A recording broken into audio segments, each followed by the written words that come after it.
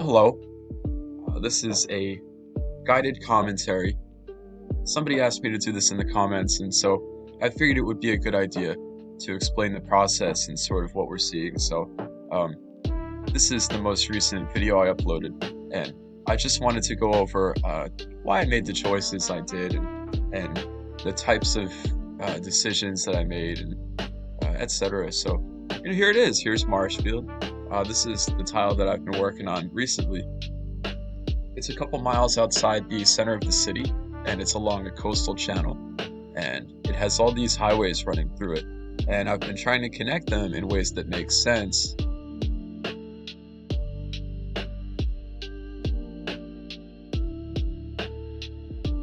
This has been the journey so far, and today I just want to work on a bunch of different little highway interchanges, exit ramps, local neighborhoods, things that I've been neglecting for a while, and so that's what I'm going to go over in this video.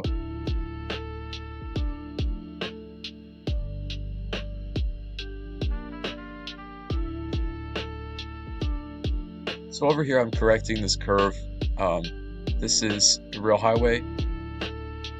This is 8C going into 6C, and on the side of it you can see I have these service roads. People call them different things, frontage roads, whatever. And it's basically just to take a lot of the traffic, the local traffic, off the mainline highway. And so I'm just connecting them around the side here with these one-way roads. It's easier to do one-way roads, I've found, especially in areas that I plan to develop, because they can handle different types of intersections better, and also they can support lots, and they have frontage. And over here I have this sort of interesting interchange that I've been working on too. This is like, I want this to sort of be like a commercial shopping plaza area, and so I wasn't exactly sure what I wanted to do here, but I knew I wanted to have something in the front, something in the back. It needed to join elegantly with this older main street and this older neighborhood, but I also wanted it to have the vibe of like a highway adjacent shopping center.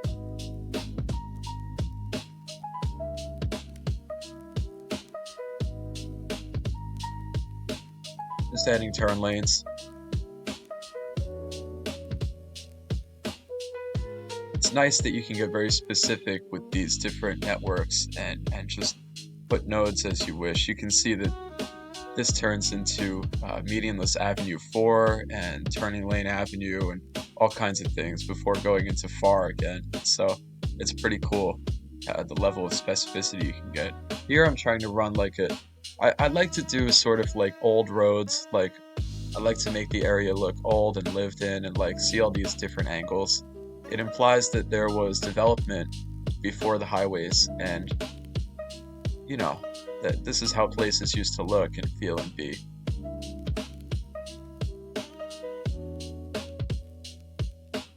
You can see how it really takes form, and it almost looks like it's taking shape over years.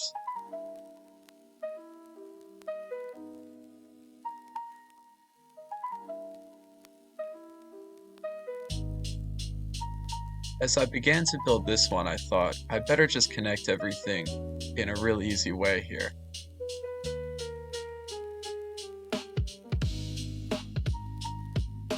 I was sort of inspired in this area by the Lakeshore Drive in Chicago. I'd been snooping a lot of Google Maps imagery this week about that roadway, and so there are a couple of specific interchanges on the Lakeshore Drive that I'm sure if you're an eagle-eyed viewer, maybe from the Chicagoland area, you may recognize some of the geometry and the broader visual elements from that road. At least I hope.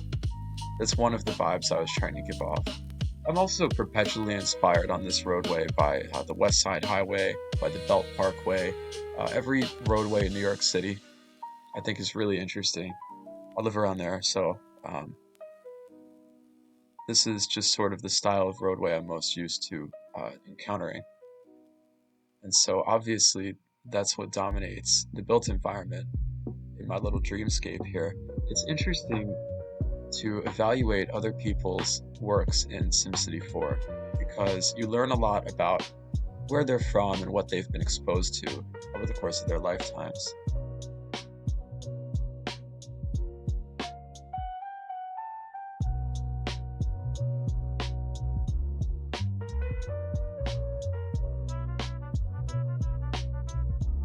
It's very New Jersey, it's very where I'm from.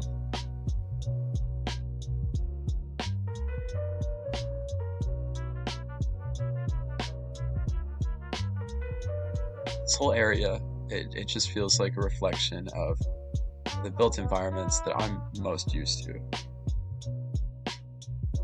So, and I'm sure that that is the case for many of the viewers and many of the people who still play this game, is we all have to express ourselves in some way. And it's funny how the urban form that we choose to express ourselves with usually reflects some mix of idealism and reality based on our own experiences. And sorry if that was a little wordy. This is a town square. This is like, I'm finishing the intersection up here, and this is sort of like, I know it looks wonky, but once it gets developed, it'll make more sense. See how the old road comes and bypasses the big intersection? And so this will be like a sort of, I imagine it like a playground area. This is a fun intersection too. I was just sort of seeing how I could clean up this angle to make it a little more, less, neater. I think it came out pretty good.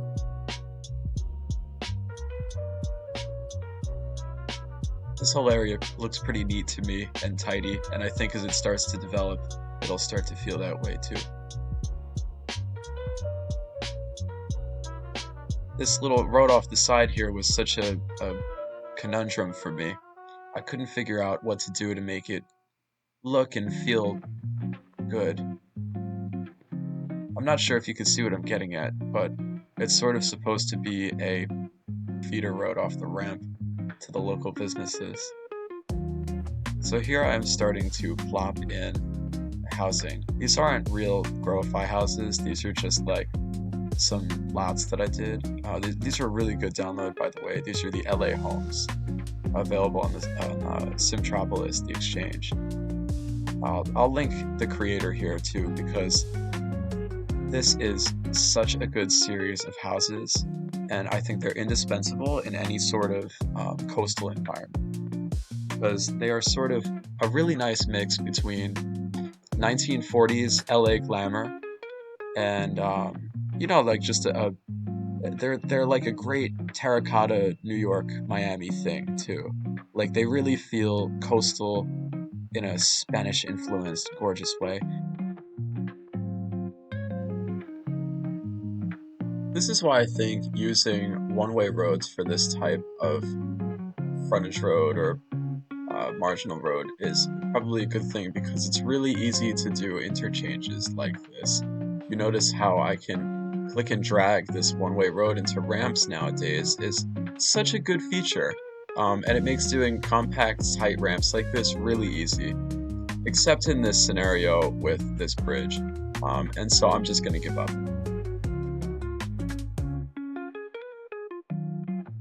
Now I'm just going to start adding some other decorations around town.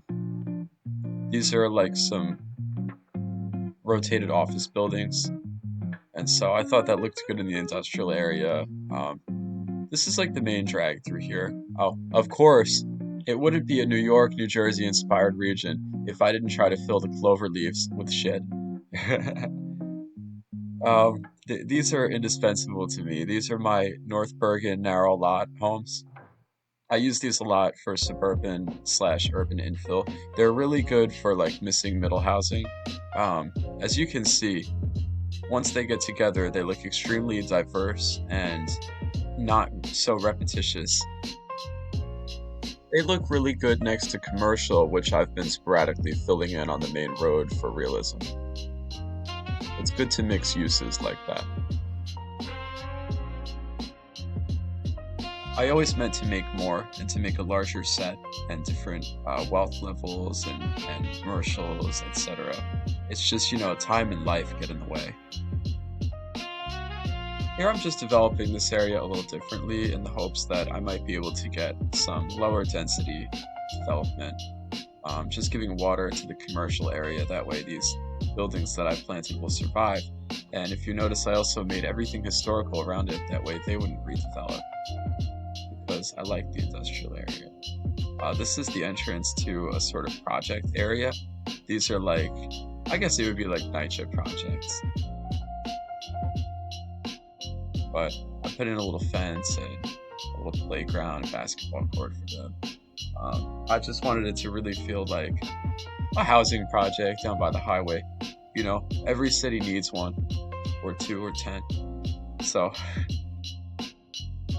this one is down by the grocery store, at least that's nice. This is a cool intersection here, right? I love these things. That is awesome. This is what FAR is for. And if you put a decoration next to it, it really blends in.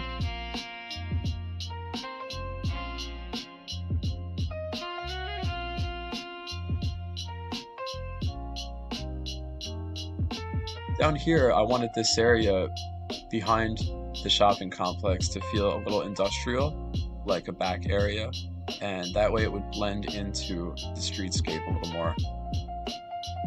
And so I wanted to add these low-walled stores nearby. That way there would just be a little bit of adjacent fringy development going on. See, this is where I really gave up on this overpass situation, and it just became an underpass. Way less drama this way, way less grading and flattening. Sometimes you just have to reevaluate the situation and move on from your plans. But it came out really nice in the end, and I was able to add this little tree line. And I think it made the area look really spiffy. This is the service, frontage, marginal road, what have you. And check out those ramps.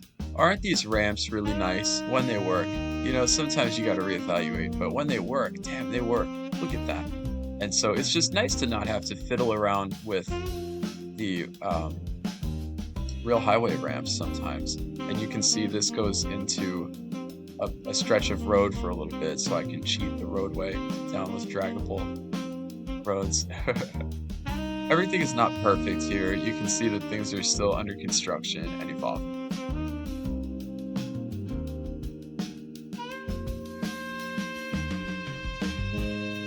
Again, it's interesting to see how people's experience and lives inform the way that they build and the way that they plan. Because obviously these are choices that I could not make if I had grown up anywhere else.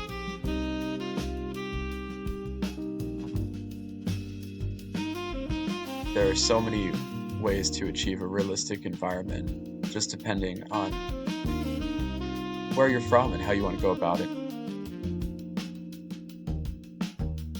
I love these houses too. These are my FA3 Garfield homes. Down here, I'm constructing a garden apartment complex down by the canal here. I figured that would probably be sort of like the development that would be there in real life. I'm sure it would be some kind of built up area, no square inch goes undeveloped. And so this would be sort of like a 1940s or 50s development in my mind's eye. I just really like the way that they came together. None of these are working residential lots. This is all decorative, but I think it just really helps sell the vibe down here. It really feels like you're in the middle of the city still, when every armpit of the highway is developed like this.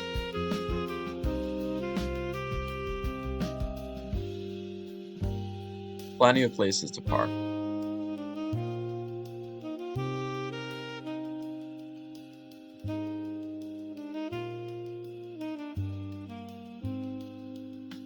I was able to add a tree line in here.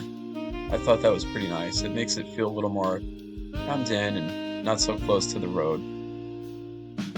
I think you'd see this kind of thing maybe out in Queens, some parts of Jersey.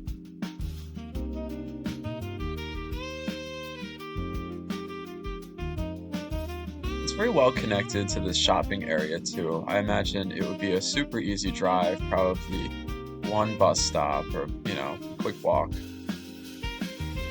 I'm a bad mayor. I didn't really put in any sidewalks. Sorry, everybody. This is America.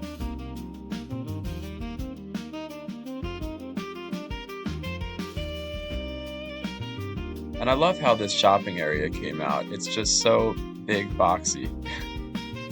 And the old roads look really good connecting up to it.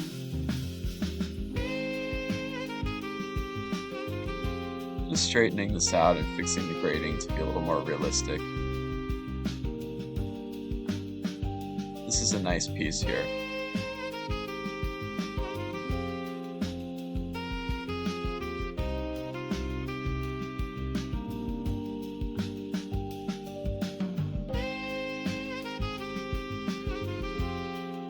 And I really like this final evolution where there's a ramp instead.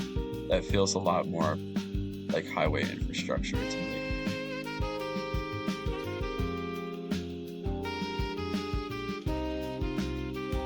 This is the marsh section of the Marshfield. And this little pocket is based on like Howard Beach.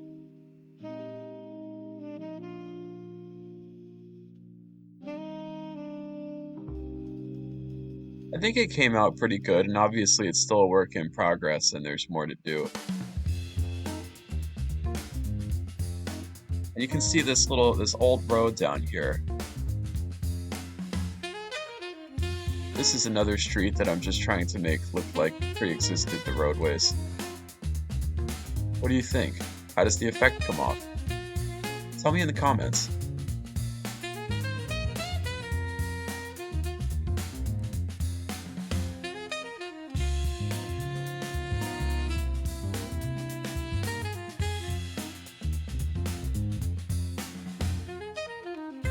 Another thing I like to do is put in these fractionally oriented houses on these avenue to road transitions.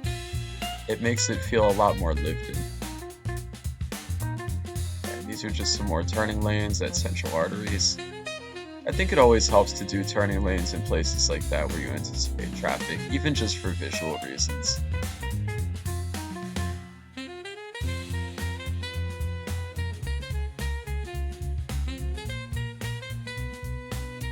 And that's it. I hope you enjoyed watching, and I do plan on doing more in this series. And so, thanks again. I appreciate the views.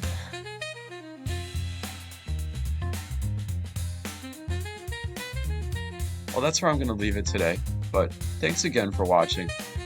Let me know what you want to see in the comments. And until then, thank you and have a YouTube day.